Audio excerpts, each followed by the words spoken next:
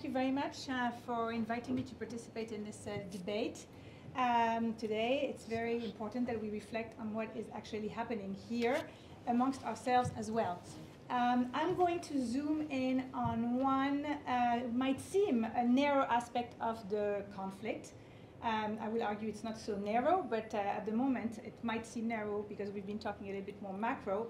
I want to speak about Hamas's strategy to rely extensively on subterranean warfare as part of its military and political effort. And I want to make a few points about this. And the first one is that underground warfare or tunnel warfare or subterranean warfare, you can call it any of those terms, the use of tunnels in conflict and the use of tunnels also by Hamas, has typically, generally, traditionally been regarded as a tactical matter. Meaning that this was a tactic that was used in order to operate undetected, to hide from intelligence, reconnaissance, and surveillance capabilities of more sophisticated armies or enemies.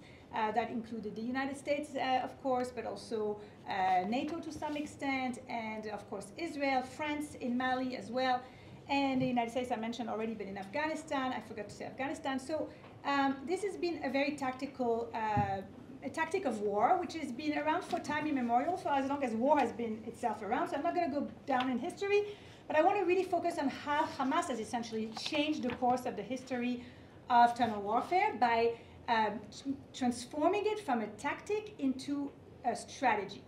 And that strategy has affected every single aspect of the military operations in Gaza, but also, of course, you know, there's Hezbollah at the northern border, but just focusing on Hamas for now.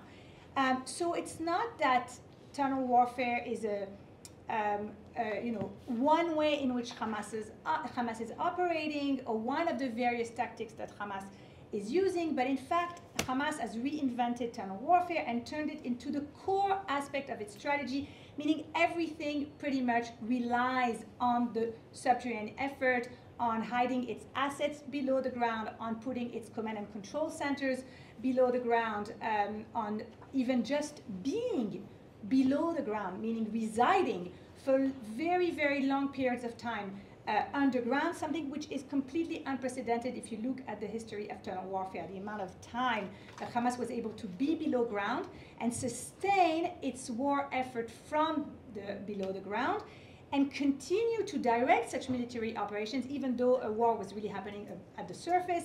And that too is a very, very unique feature of the war. And so how has it, you know, what was the strategy of Hamas? Well, the fact that Hamas dug what was is without question the most sophisticated and the most extensive tunnel network that has ever been seen, and here I include also Bin Laden's network and the Viet Cong's network. Hamas had 20 years or a good 15 years to dig its tunnels pretty much and you know, unabated, and so that really ended up creating this monster which has never been seen before. And as a result, what happened is that this really dictated the pace of the war. There were 3 weeks between the October 7th and the beginning of the ground operations, and that's dictated by the tunnels, because Israel made a mistake in Operation Protective Edge to send its soldiers very, very quickly underground, and thankfully it decided not to do that, and it did the right thing, which is to start with aerial bombardment and then clear the surface in order to be able to go into the tunnel. So that was one way in the beginning, and then I remember the international community being very impatient with the pace at which Israel was going. But dealing with subterranean warfare requires a very systematic, slow, and methodical approach. And one reason is actually to secure the forces, but also in a case of urban warfare, which kind of is another layer of this challenge, to also you know, protect the civilians that are nearby. So what did that do essentially? Because that's what I'm looking at here. That dragged Israel into its longest war ever. And at the same time really enabled this kind of diplomatic backlash. Israel started entering into a very difficult situation where it could not prevail. Also, the hostages were held, are still held very deep into the ground. We're talking 7 stories below ground, which makes it impossible to rescue the hostages, and that's because they are held underground. And so these tunnels were dug deeper and were dug better thanks to the input and the logistical also help of Iran. And as a result, essentially, the entire war has been shaped by this. And in order to prove that point, I want to mention 4 key moments of the war. Today, we are sadly marking the 1.5 years since October 7th. I think it's important to say that. And this 1.5 years has been marked by these, I would call them, key tunnel moments of the war that I want to reflect upon just now. So one important moment was the discovery in December 2023 of the Erez tunnel. It's called the Erez tunnel because it was discovered at the border between Gaza and Israel, sorry, at the Erez crossing. And this was an approaching tunnel. It was very, very large. And the pictures came out, and it's reminiscent of the North Korean tunnels. This is what they look like. They look like invasion tunnels, but it didn't quite cross the border, but instead it really ended like a few meters from the border and was not yet operational, maybe meaning that it could be further dug in order to cross the border. This is a very important moment because it represents an innovation on the part of Hamas, in a sense that Israel has been concerned since 2014 with cross-border tunnels, and suddenly, there's an innovation. They dig borders that come very close, and at the last minute, when you don't expect it, they're actually going to cross the border. So this was quite an innovation, and we saw many more of those, and there are probably many more of those also at the northern border.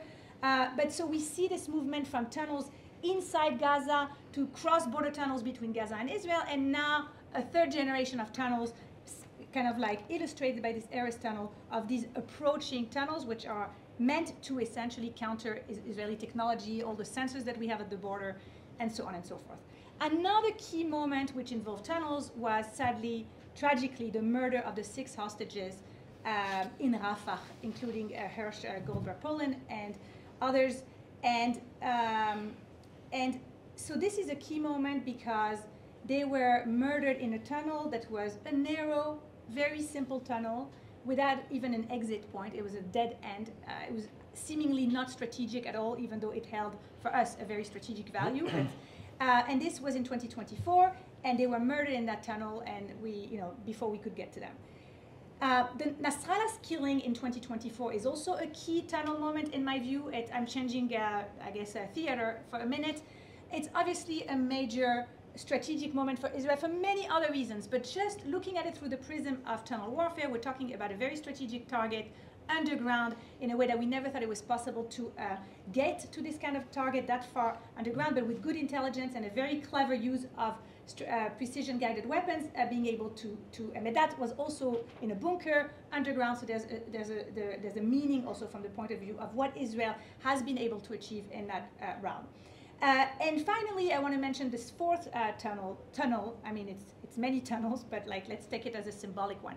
When Israel started its ground operation in Lebanon in October 2024, the very first pictures that were released by the IDF were pictures of Hezbollah's tunnels, meaning we hadn't even stepped foot on the territory of Lebanon. That the first thing that we learned is that they have a network of tunnels, and this was the first time that Israel showed pictures since 2018, or even acknowledged the presence of tunnels at the Lebanese border.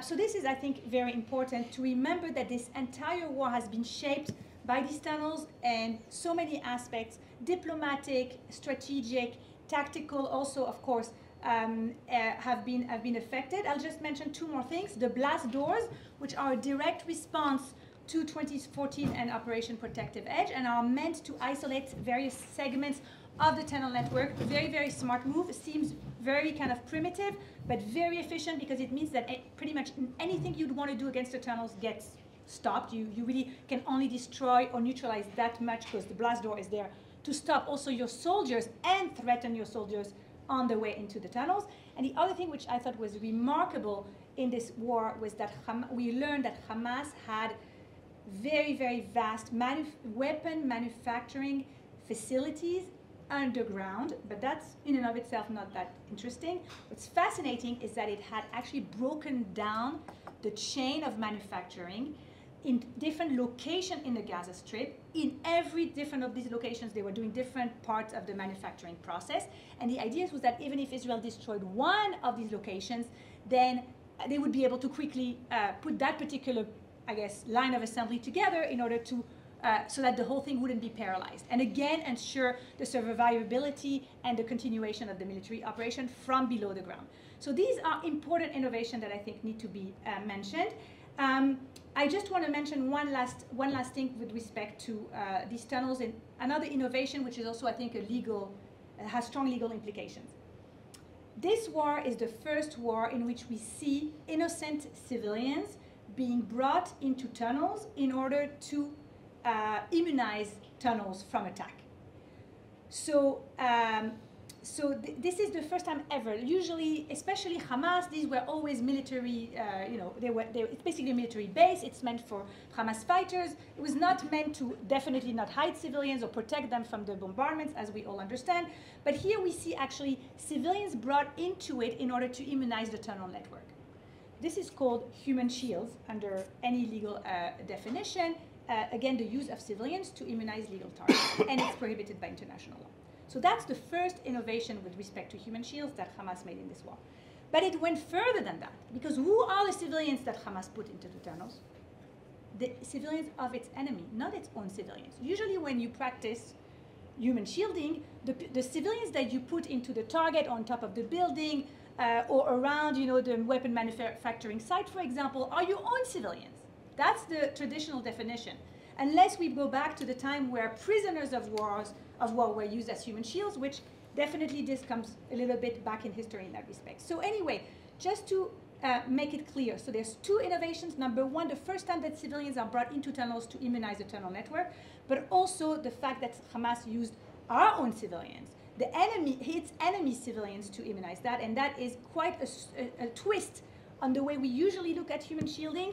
And it makes them both hostages and actually human shields, which is something we don't really talk about. So I'll stop here, and of course we can discuss this more.